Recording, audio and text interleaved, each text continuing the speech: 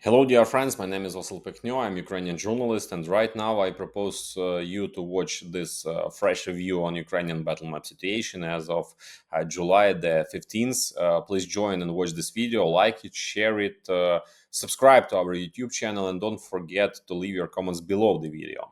Of course, I'll start reviewing previous day with maybe one of the most important events which occurred yesterday.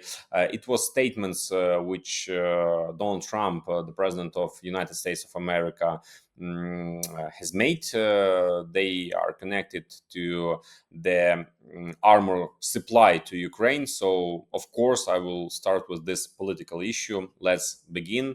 Don't forget do all these activities which I asked you to do. Let's start.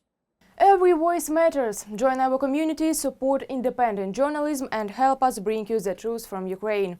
Become a member of Ukraine Today. Join us now. So yesterday there was undoubtedly a political meeting between Trump and NATO Secretary General Mark Rutte, after which a press conference was held where essentially two main pieces of news were announced. Two, I'll highlight them now because they are actually very significant for our future defense against the Russian Federation. Not only, by the way, for our defense, but potentially for the defense of Europeans as well. Because there is a clear statement, which I agree with, and which was written about yesterday by the Deputy Commander of the Third Army Corps, Maxim Zhorin. He wrote that the fate of Ukraine will be decided on the battlefield, but if it is decided with additional American weaponry, that is undoubtedly a huge bonus and help for us. So what was it about? Trump essentially voiced two decisions that are important. The first is a military decision. What will it consist of? Following the NATO summit in The Hague, which took place 2 weeks ago, each country made a commitment. Each member country committed to investing up to 5% of its GDP in defense. This won't happen in the coming years, but this kind of funding will gradually increase. Roughly speaking, each country has committed to increasing its own defense spending. Even back then, Trump was saying, like, this is a great decision. Europe, since most NATO members are European countries, Europe will invest in its own defense industry and will buy weapons. Well, dear Europeans, Trump said, we're the best, most modern, most effective, finest, and most precise weapons in the world are, of course, in the United States of America. And it is precisely this decision, which has now been finalized at the meeting between Trump and Rutte, according to which it was decided that the US will sell weapons to the NATO alliance, and NATO, in turn, will have the opportunity and the necessary stockpiles to invest in and transfer these weapons to Ukraine for our defense against the Russian Federation, and ultimately to deter the spread of this Russian plague onto the territory of NATO member states. Primarily, this concerns Patriot missile defense systems, and as reported, they will be sent in the near future. Trump actually mentioned the figure against 17 Patriot systems. 17 is a lot. I hope the American president didn't get anything mixed up, because that really is a lot. 17 Patriot systems will be sent to Europe by the United States of America. And of course, not all of them will go to Ukraine, but according to Trump, a portion will be sent specifically to Ukraine. I wouldn't expect these deliveries to happen in the coming weeks. I think these are more likely to be deliveries in the coming months. That's what we should be prepared. In addition, Boris Pistorius, the head of the Defense Department of the Federal Republic of Germany, will also fly to Washington to coordinate the details of the purchase of Patriot systems that Germany is ready to provide for Ukraine. Moreover, we're talking about two batteries. Accordingly, we have good news that defensive anti-missile weapons will appear in our country from the Americans, from the Europeans, and from joint projects with NATO. This is the first fact, which is undoubtedly very good. The second fact is not so good. It is that Trump announced he would impose sanctions against Russia, and these sanctions will take effect in 50 days. Where did this number 50 days even come? Well, first of all, let's recall when Trump spoke with Putin. This happened on July 3rd. So if we count from yesterday, July 3rd is 11 days ago. 11 days minus 60, or rather 60 minus 11 gives us those same 50 days that Trump is giving Putin as a grace period. And why am I talking about 60 days from which we need to subtract this 11? 11, 10, well, give or take, doesn't really matter. The thing is, the American publication Axios wrote that following the conversation between Putin and Trump, which resulted in nothing less than a complete 180-degree turn by the American President Putin, stated during this conversation that supposedly within 60 days he would be able to intensify military actions in Ukraine and capture all 4 regions listed in the Russian constitution: Kherson, Zaporizhia, Donetsk, and Luhansk. Honestly, this is complete nonsense. He probably just wanted to scare Trump or something. But it turns out that Trump gave Putin a reprieve, like show what you can do one more time or completely disgrace yourself. Well, that's more or less how I understand it. But this show what you can do is about the lives of Ukrainians. It's about every Ukrainian who will suffer until the 2nd of September. As long as this ultimatum from the American president lasts, unfortunately, Putin will have his hands untied. But this date, the 2nd of September, should not be considered only in the context of opportunities for Putin to carry out his plans or to be completely disgraced and shamed. But we must not forget that Trump's decisions can also be influenced by aggressive or any other actions from the Russian Federation, especially considering that at the very beginning of September. So in other words, this ultimatum will last until the 2nd of September. And at the very beginning of September, the Zapad 2025 exercises will be taking place, which are conducted jointly by Russia and Belarus.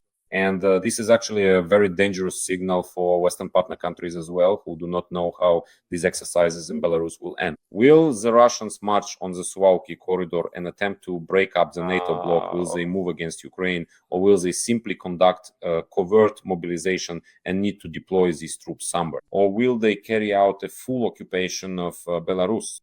No one can predict this scenario with certainty yet. But these exercises are scheduled specifically for the beginning of September.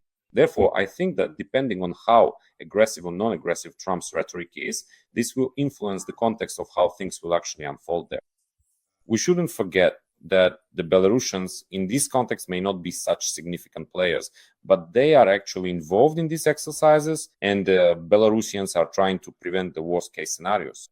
They are moving these Zapad 2025 exercises deeper into the country's territory in September. And in particular, yesterday, by the way, a very interesting, non-trivial event occurred. It happened during the night from the day before yesterday to yesterday. Yes, the day before yesterday.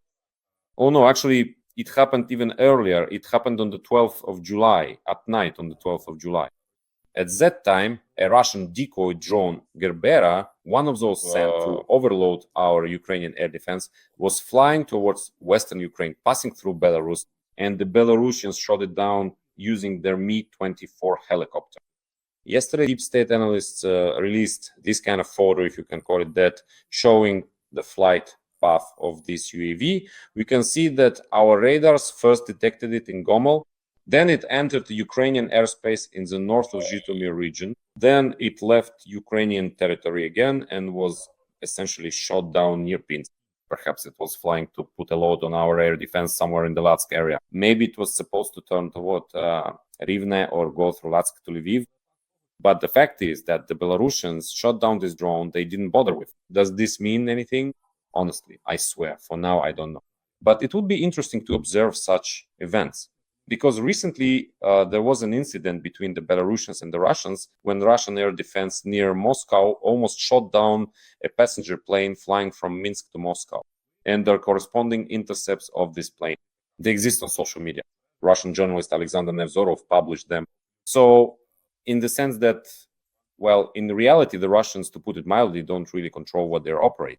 And this could have been a major scandal if they had shot down a Belarusian plane. So it would be interesting now to observe whether the Belarusians are behaving this way because it was accidental, because the drone got lost, or if there will be some systematic actions on their part to shoot down these Russian drones in their own airspace. It's genuinely interesting information, nothing more. But for now, I'm not sure that it will actually turn into anything more systematic than just a simple element of chance, let's say, and nothing more.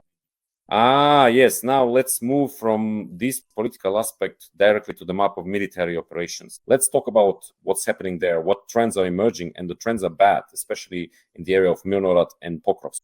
The situation here continues to get more complicated. Yesterday, I gave a detailed overview of this. The Russians are trying to squeeze the Pokrovsk-Mirnorod agglomeration. Well, once again, I'll explain their main idea. They are trying to... The obvious plan of the Russian command in this direction is to attempt a physical encirclement, specifically from the north.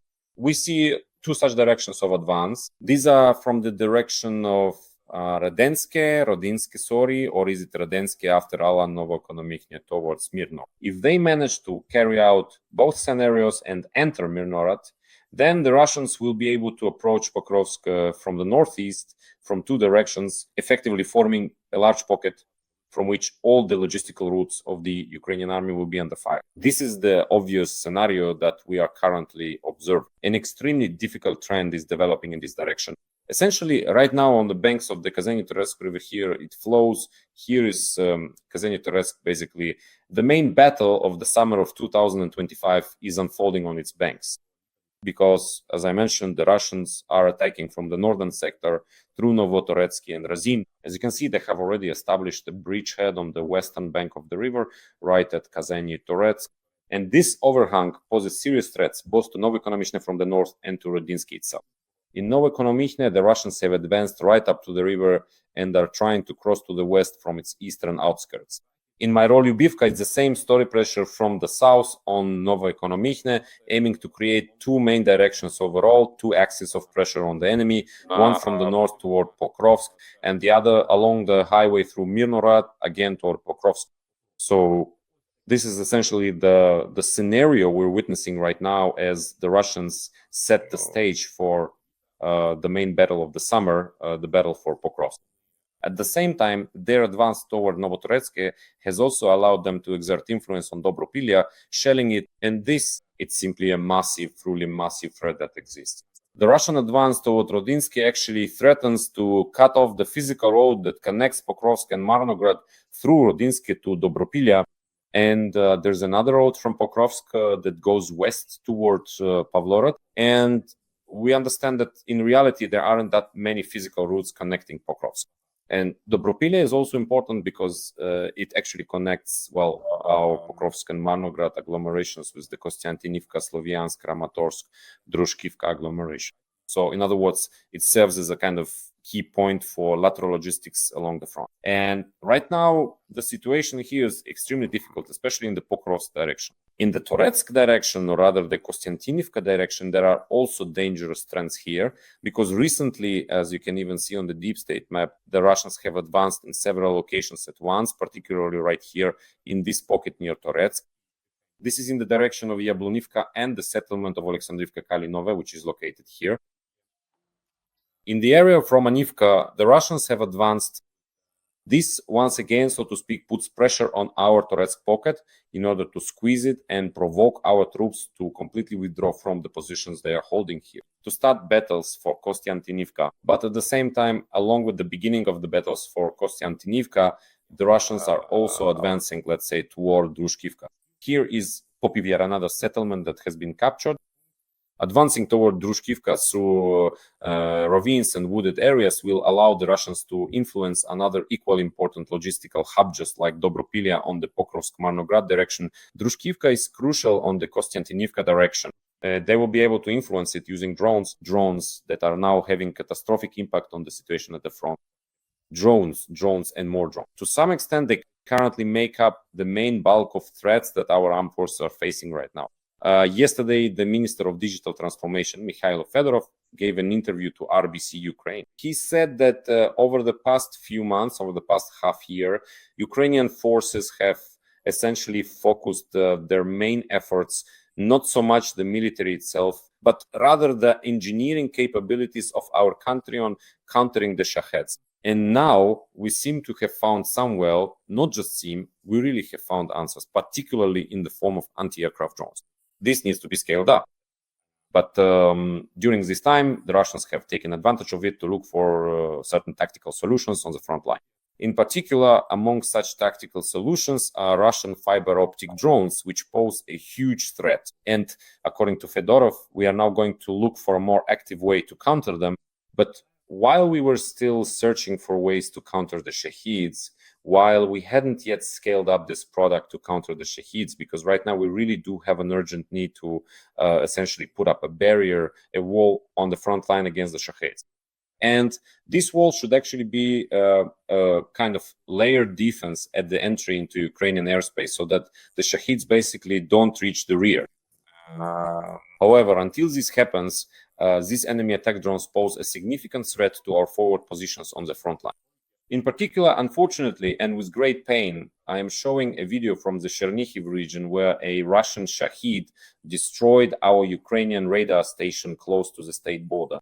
The accuracy is extremely high, which clearly means that some modified Shaheds are being used, ones with quite high precision. A radar is a rather complex and expensive target, and if Shaheds keep hitting them like this, there is no way to counter it. That means air defense systems and such radars will be hit if we don't, once again, put up barriers against the Shaheeds. Right now, this is a big, huge, enormous threat to the front. Since I've already mentioned the Chernihiv region, let's say a few more words in closing about northern Ukraine, because what's the situation like in Sumy region right now? And here, the situation is more or less basically stabilizing. It's a positional war along the line of contact.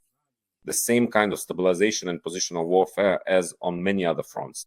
The positional nature of this war means that we attack, and they attack as well. For example, the Russians are attacking in the direction of Yunakivka. They continue to apply pressure there, and Yablunivka, where they keep pressing west of, by the way, Yunakivka, I believe that's the correct pronunciation.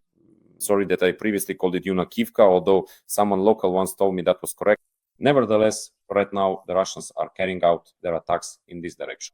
Ukrainian forces, for their part, have carried out a series of counterattacks in Kindrativka from the west-northwest and from the direction of the previously liberated Andrivka, and have effectively trapped the Russian troops in a real pocket in Kindrativka, where soldiers of Russia's 155th Marine Brigade and the 30th Motorized Rifle Regiment are currently located. A similar story, in fact, befell the Russians in Oleksivka, where our forces managed to carry out a series of attacks from the east of Novoalexivka after such a settlement. Zoa, yes, right, we can't zoom in on the map here to show Varakkaina, but it's here. The Russians, in turn, are attacking Varakkaina from the flank, from the area of Bilovody and Vodolokhy. In short, there are ongoing positional, constant skirmishes with both sides trying to strike each other's flanks. But more or less, it's a dynamic positional war without any significant changes on the battle map. More or less, the line of contact is already being established. Recently, in the Kupiansk area, the Russians have significantly intensified their activity on the right bank of the Oskil River after establishing a bridgehead there. Currently, active offensive operations are ongoing in Radkivka, which has been captured, and in Kindrashivka, which, let's say, has a rather peculiar status with the aim of continuing the advance toward Kupiansk. In fact, in these locations, the Russians have now significantly intensified their active combat operations. To some extent, there are ongoing clashes between both sides. Our troops are trying to prevent the situation from deteriorating. And the same pattern, in fact, as in the Kupiansk and Sumy regions, is observed on the Lyman front, although with minor advances by the Russians. And you can see this in the area of Kharkivka as well. There are these advances between Novy Mir and Kharkiv. Earlier, there were Russian advances toward Ritkodub. This is essentially the main elevation in this direction in the area between the Chorny Zherebets and Oskil rivers. There are elevations here, significant elevations, which will pose a serious threat to us if the Russians continue to move along this ridge of heights that is from Ritkodub northward to Cherneshkaina. These are the main elevations in this direction. And from these elevations, if they capture them, they will be able to descend toward Borova. Such a scenario should not be ruled out. In fact, it is quite a threatening one. The situation is different to the south, not to the north. In particular, in the area of Toretsk, where the 63rd Ukrainian Mechanized Brigade is defending. The Russians are present on its outskirts, but here as well, there are essentially ongoing clashes between our units and the enemy. The same story is unfolding on the Lyman axis, further south in the areas of Bilohorivka, Hayorivka, and Serebryanka. There is a wide gray zone where drones make movement impossible. So, to sum up, more or less, a fairly static line of contact has formed along many sections of the front, except for the Donbas. The Pokrov sector is particularly concerning because there are real trends there toward encirclement and cutting off our logistics by the enemy. That's our news. That's our struggle, which will undoubtedly be better with American weapons, but even without them, well, we have no other choice. Friends, please like, leave comments, subscribe to us, and take care of yourselves. All the best, and see you next time.